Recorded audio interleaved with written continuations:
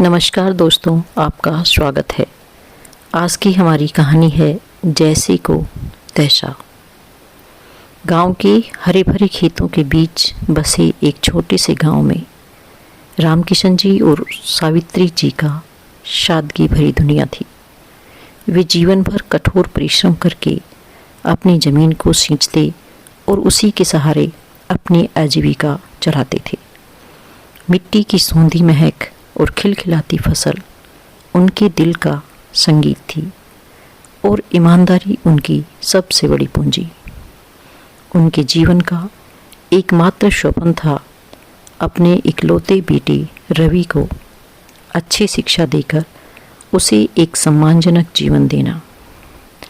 रामकिशन जी जानते थे कि खेती किसानी में जीवन भर संघर्ष ही लिखा है, लेकिन उन्होंने अपने बेटे के भविष्य को लेकर एक अलग सपना देखा था। एक ऐसा जीवन जहां उसे कठिनाइयों से जूझना ना पड़े, जहां वह सम्मान के साथ समाज में सिर ऊंचा करके खड़ा हो सके। इसी सोच के साथ उन्होंने उसे अच्छे विद्यालयों में पढ़ाया, उसकी हर ज़रूरत को अपनी सीमित आय में पूरा किया और अपने सपनों को उसकी आंखों में उतार दिया। समय बीता और रवि बड़ा हो गया। उसकी पढ़ाई पूरी होने के बाद उन्होंने समाज की रीति के अनुसार उसका विवाह एक शिक्षित और सुंदर कन्या साक्षी से कर दिया। साक्षी एक बड़े घराने की लड़की थी, पढ़ी लिखी, आत्मविश्वासी और महत्वाकांक्षी। रामकिशन जी को लगा कि अब उनका परिवार पूर्ण हो गया है और आने वाले दिनों में सुख शांति से अपना सपना पूरा कर सकते हैं। खुशियाँ उनके आंगन में सदा विराजमान रहेंगी, लेकिन नियति को लेखनी कुछ और ही लिखने वाली थी।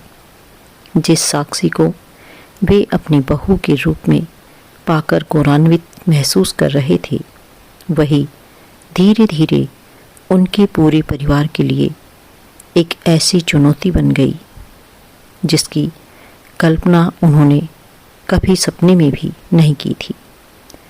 समय अच्छे से बीत रहा था, सब लोग खुश थे, लेकिन धीरे धीरे चीज़ें बदलने लगी। साक्षी और रवि दोनों पढ़े लिखे थे, लेकिन दोनों में से किसी को भी अच्छी जॉब नहीं मिली थी। अब साक्षी का व्यवहार धीरे धीरे बदलने लगा। वह अक्सर रवि को बेरोजगार कहकर ताने मारती, उसे तुच्छ समझती और उसके भविष्य को लेकर कटाक्ष करती।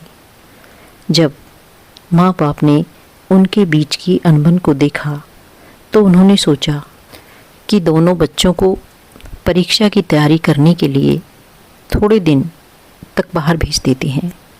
मिलकर पढ़ाई करेंगे तो इनकी जल्दी से नौकरी लग जाएगी। उन्होंने दोनों बच्चों का एडमिशन एक कोचिंग सेंटर में करवा दिया, जहां रवि और साक्षी मिलकर सरकारी नौकरी की तैयारी कर रहे थे। तभी अचानक एक दिन साक्षी ने अपने सास ससुर को बताया कि उनका एक रिश्तेदार उन्हें सरकारी नौकरी तो दिलवा सकता है, लेकिन उसके बदले उन्हें 15 लाख रुपए रिश्वत देनी होगी। रामकिशन जी एक किसान आदमी थे, उनके पास इतना पैसा तो नहीं था, लेकिन जब उन्हें लगा कि यदि पैसे भरने से उनमें से एक भी बच्चे की नौकरी मिल जाती है तो उनका भविष्य सुधर सकता है, और इसलिए उन्होंने अपने गांव की ज़मीन का एक टुकड़ा बेचकर पैसों का इंतजाम किया ताकि उनकी बहू को नौकरी मिल सके। और इस तरह से उनकी बहू नौकरी पाने में कामयाब हो गई थी। अब तो जैसे साक्षी के पैर ज़मीन पर नहीं टिकते थे। उसे लगता था कि उसने अपनी मेहनत के बल पर यह पोजीशन पाई है। धीरे धीरे उसका स्वभाव बदलने लगा और वह अपने पति की बात बात पर अपमान कर देती। रवि तुम कब तक इस गांव की मिट्टी में सने रहोगे? तुम्हें पता भी है शहर के लड़के कहाँ से कहाँ पहुँच चुके हैं, और तुम्हारी कोई पहचान तक नहीं है। रवि हर बार उसकी बातों को प्यार से टालने की कोशिश करता, लेकिन रामकिशन जी और सावित्री जी बेटे के अपमान से भीतर ही भीतर टूटने लगे थे। साक्षी की बढ़ती नाराजगी और तानों ने घर में तनाव की लहर पैदा कर दी। उसे अपने ससुराल का साधारण जीवन पसंद नहीं था।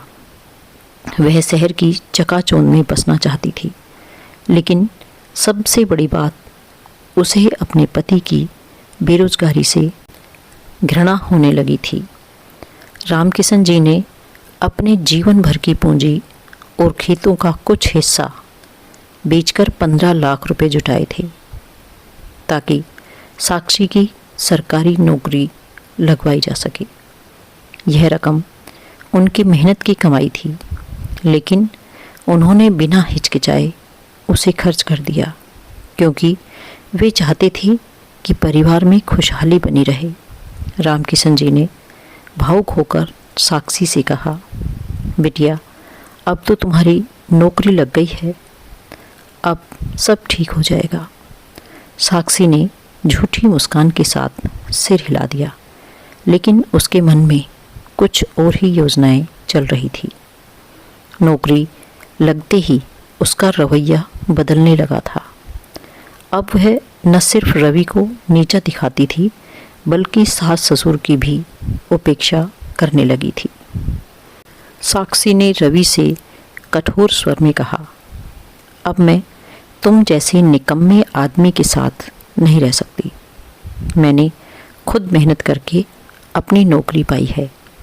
मुझे अब यहाँ इस गांव में घुट घुट कर नहीं जीना है।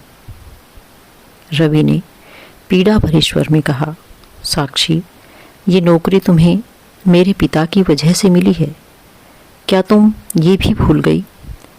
लेकिन साक्षी पर कोई असर नहीं हुआ। उसने अपने ससुराल से नाता तोड़ने के लिए शहर में मकान किराए पर ले लिया और वहीं रहकर नौकरी करने लगी, और फिर लौटकर नहीं आई। रवि ने बार बार उसे मनाने की कोशिश की, लेकिन हर बार उसे अपमानित होकर लौटना पड़ा। साक्षी ने क्रूर हंसी के साथ कहा, तुम्हें क्या लगा मैं इस गंवारों वाली ज़िंदगी में रहूँगी? अब मुझे अपनी ज़िंदगी जीनी है अपने तरीके से, और हाँ, मैं तुम्हारे बाप के पैसे भी नहीं लौटाने वाली हूँ। रवि स्तब्ध खड़ा रह गया। जिस लड़की को उसने अपनी दुनिया माना था, उसी ने उसके परिवार के त्याग को पैरों तले ढूंढ दिया था। अब सवाल केवल रिश्ते का नहीं था, बल्कि न्याय का था। रवि अपने कमरे में बैठा था। उसकी आंखें शून्य में टिकी थी और दिमाग में साक्षी की कड़वी बातें गूंज रही थी। तुम निकम्मे हो, अब मैं तुम्हारे साथ नहीं रह सकती, और हाँ, मैं तुम्हारे बाप के पैसे भी नहीं लौटाऊंगी। उसके भीतर कुछ टूट चुका था, लेकिन साथ ही एक नई आग भी जल उठी थी। अपने आत्मसम्मान और परिवार के हक की लड़ाई लड़ने की आग। साक्षी के शहर जाने के बाद रवि ने उसे बार बार फ़ोन किया, मैसेज भेजे, यहाँ तक कि खुद उसके पास रहने भी गया, लेकिन हर बार उसे दुत्कार कर लौटा दिया गया। साक्षी ने बड़ी बेरुखी से कहा, रवि, अब इस नौटंकी की ज़रूरत नहीं है। मैं अब इस रिश्ते को और नहीं ढो सकती। रवि ने गहरी पीड़ा से कहा, साक्षी, यह रिश्ता कोई सौदा नहीं जिसे जब चाहो तोड़ दो।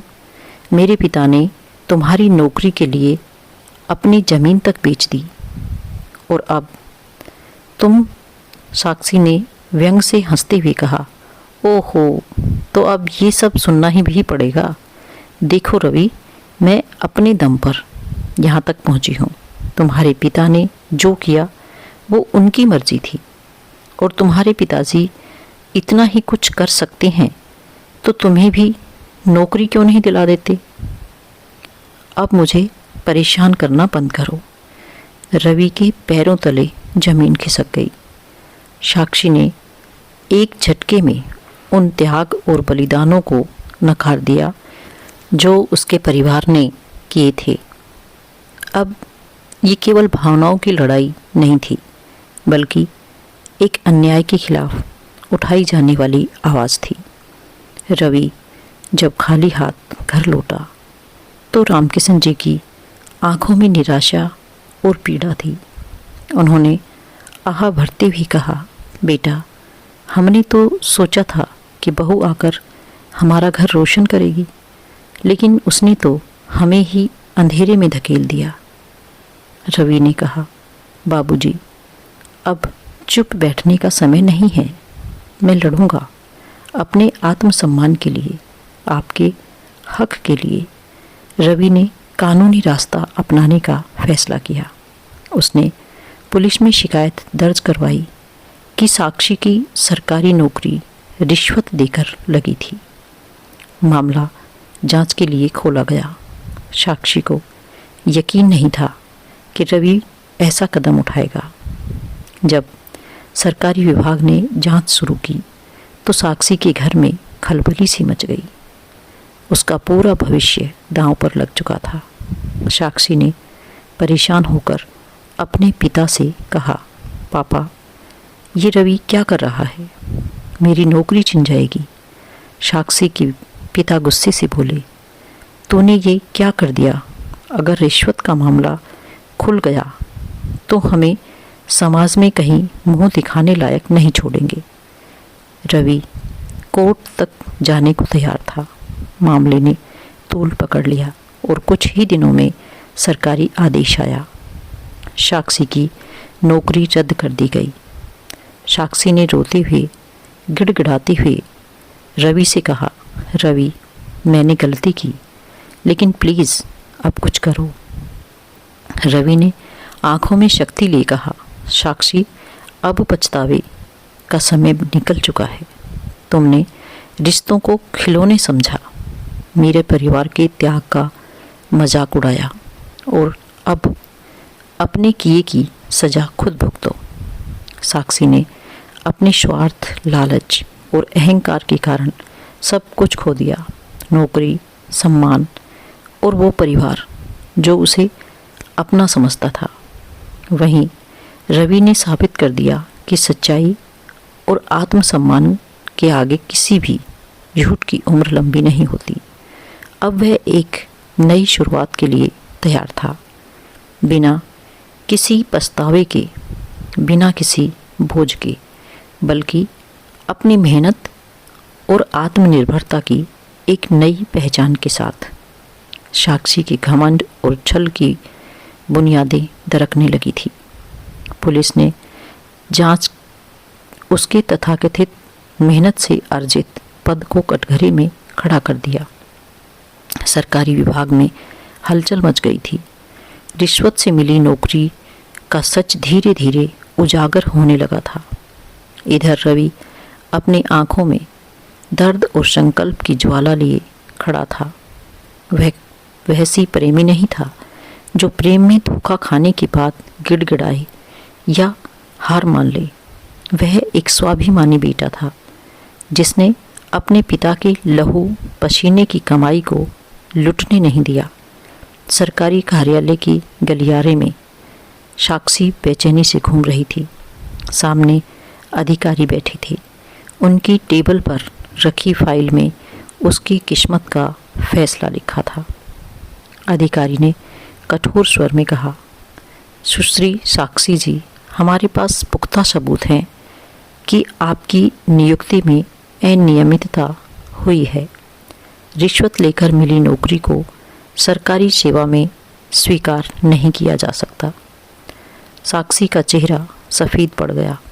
उसके पास कोई जवाब नहीं था। साक्षी ने गिड़गिड़ाते हुए कहा, सर, मेरी नौकरी मत छीनिए, मैं अब सच्चाई के रास्ते पर चलूँगी। अधिकारी ने सख्त लहजे में कहा कि न्याय भी उन्हीं का साथ देता है जो खुद न्याय के लिए ईमानदार होते हैं। आपने अपने ही रिश्तों के साथ छल किया है। अब कानून आपको कोई छूट नहीं देगा। अगले ही पल साक्षी के निलंबन का आधिकारिक आदेश जारी कर दिया गया था। साक्षी तेजी से बाहर निकली। रवि वहीं खड़ा था। उसकी आंखों में कोई क्रोध नहीं था, कोई खुशी नहीं थी, बस एक ठहराव था, एक संतोष की सत्य ने अपनी राह बना ली। साक्षी ने रोते हुए पछतावे से भरे स्वर में कहा, रवि, मैं गलत थी। मुझे तुम्हारी और तुम्हारे परिवार की कीमत अब समझ आई। मैं लौट आना चाहती हूँ। रवि एक पल के लिए उसे देखता रहा, फिर हल्की मुस्कान के साथ उसने एक कदम पीछे लिया और ठहर कर बोला, साक्षी, जब प्रेम और सम्मान की कीमत पर स्वार्थ खड़ा हो जाता है तो वह रिश्ता मर जाता है। तुम्हारे लौटने से अब कोई फर्क नहीं पड़ता, क्योंकि जो रिश्ता केवल सुविधा के लिए था, निभाया जा रहा था, वह कभी सच्चा नहीं हो सकता। साक्षी के आंसू उसके गालों पर फिसलते रहे, लेकिन अब उनके लिए कोई कंधा सहारा देने को नहीं था। रवि ने एक आखिरी नज़र डाली और बिना किसी पश्चाताप के अपने आत्मसम्मान के साथ आगे बढ़ गया। आज वह सिर्फ एक पराजित पति नहीं था, बल्कि एक विजेता था, जिसने अपने आत्मसम्मान की लड़ाई जीती थी। साक्षी का घमंड चूर चूर हो चुका था। वह जो शहर की चकाचौंध और सत्ता की ऊंचाइयों का सपना देख रही थी, आज अपमान और पराजय की गहराइयों में जा गिरी थी। नौकरी जा चुकी थी, परिवार की बदनामी हो चुकी थी, और जिस रिश्ते को उसने ठुकराया था, वही अब उसकी सबसे बड़ी हार बन चुका था। उधर रवि अब पहले से कहीं अधिक मजबूत हो चुका था। उसने हार मानने की बजाय अपने आत्मसम्मान और न्याय के लिए लड़ाई लड़ी थी। उसकी यह जंग सिर्फ व्यक्तिगत नहीं थी, बल्कि उन हर पिता, हर परिवार और हर व्यक्ति के लिए थी जो अपने खून पसीने की कमाई को किसी के छलावे में आकर गंवा बैठते हैं। रवि अब अपने भविष्य को लेकर नया संकल्प ले चुका था। उसने ठान लिया था कि अब वह किसी शॉर्टकट या गलत तरीके से जीवन को नहीं संवारेगा, बल्कि अपने परिश्रम से अपनी पहचान बनाएगा। उसने अपने पिता की बची हुई ज़मीन को संवारने का फैसला किया और धीरे धीरे आधुनिक खेती और व्यापार की दुनिया में कदम रखा। रामकिशन जी ने गर्व से रवि से कहा, बेटा, तूने सिद्ध कर दिया कि आत्मसम्मान से बढ़कर कुछ नहीं होता।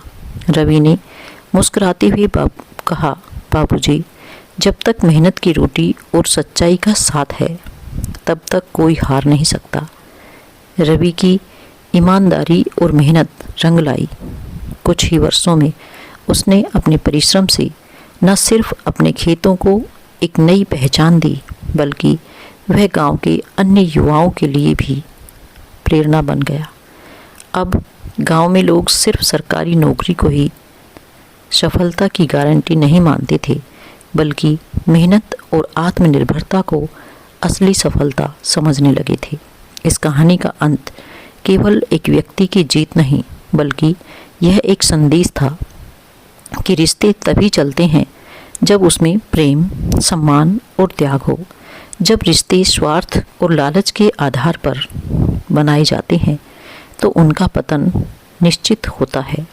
साक्षी ने अपनी चालाकी से सब कुछ हासिल करने की कोशिश की, लेकिन अंत में उसने वही खोया जो सबसे मूल्यवान था, उसका अपना सम्मान और परिवार। वहीं रवि ने यह साबित किया कि सच्चा विजेता वही होता है जो न केवल अपने अधिकार के लिए खड़ा हो, बल्कि अन्याय के खिलाफ भी आवाज़ उठा सके। सच्चाई की राह कठिन होती है, लेकिन अंततः जीत उसी की होती है जो अपने आत्मसम्मान के लिए लड़ने का साहस रखता है। तो दोस्तों, यह थी हमारी आज की कहानी। आपको कैसी लगी कमेंट करके ज़रूर बताएं, और आप मेरे चैनल पर नए हैं तो इसे सब्सक्राइब भी ज़रूर कर लें। धन्यवाद।